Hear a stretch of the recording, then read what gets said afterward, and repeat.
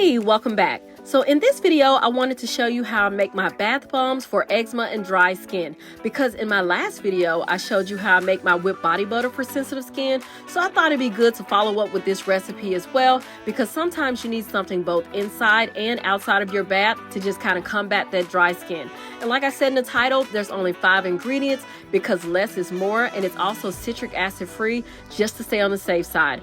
And yeah, so I did throw in a preservative, but you don't have to. It's all on personal preference. But let's just go ahead and jump right into the video.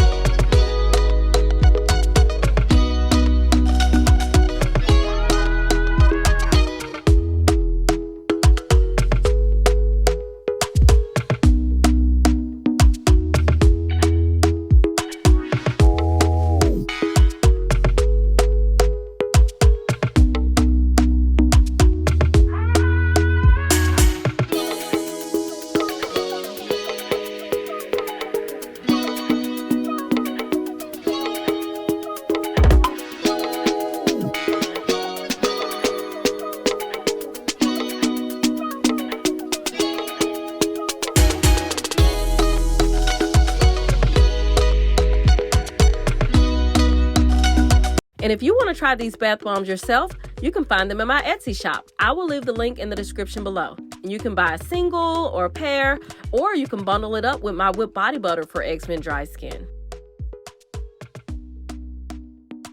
Thank you for watching this video. I'll catch you in the next one. Bye.